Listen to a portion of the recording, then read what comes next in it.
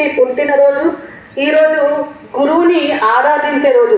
ప్రతిరోజు దేవుని ఆరాధిస్తాం, బట్ ఈరోజు స్పెషల్గా గురువుని దేవునిగా ఆరాధించే రోజు కాబట్టి ఈరోజు గురు పౌర్ణిమ ఈ యొక్క పండుగగా జరుపుకోవడం జరిగింది.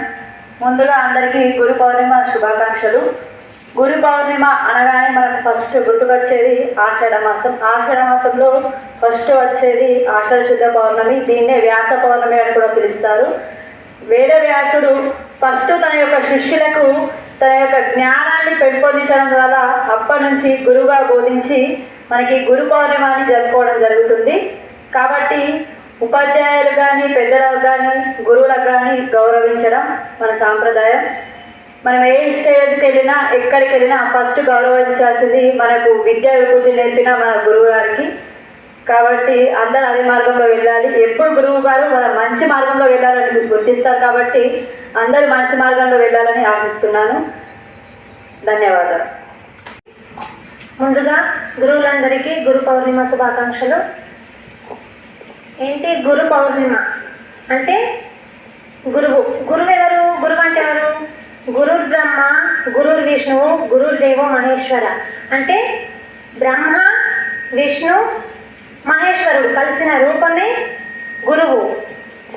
మరి తల్లిదండ్రుల తర్వాత అంతటి స్థానాన్ని పొందిన గురువుకు మనం ఏం చేయాలి?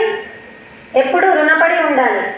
ఇప్పుడు జీవితంలో మనం పెద్ద పెద్ద గొప్ప గొప్ప స్థాయిలకు వెళ్ళాలంటే డాక్టర్ కావాలన్నా, కలెక్టర్ కావాలన్నా, ఇంజనీర్ కావాలన్నా ఫస్ట్ ఎవరు ఉండాలి? టీచర్, గురువు. గురువు అనే వాళ్ళు ఉంటేనే, గురువు మనకు మంచి మార్గంలో నడిపిస్తేనే మనం జీవితంలో అనుకున్న స్థానాన్ని పొందుతాం. అవునా? గురువే లేకపోతే టీచర్ లేడు, టీచరే లేకపోతే ఎవరు? కలెక్టర్ లేడు, ఇంజనీర్ లేడు, డాక్టర్ లేడు, ఎవరూ లేరు. కాబట్టి గురువును ఎప్పుడు ఏం చేయాలి? గురువుకి ఎప్పుడు మనం రుణపడి ఉండాలి.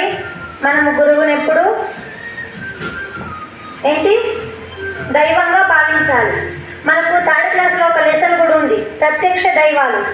ప్రత్యక్ష దైవాలు ఎవరు? తల్లి, తండ్రి, గురువు. అంటే తల్లిదండ్రుల తర్వాత తల్లిదండ్రులతో గురువు సమానం. మరి తల్లిదండ్రుల తర్వాత అంతటి గొప్ప స్థానాన్ని పొందిన గురువులందరికీ గురు పౌర్ణిమ శుభాకాంక్షలు. ధన్యవాదాలు.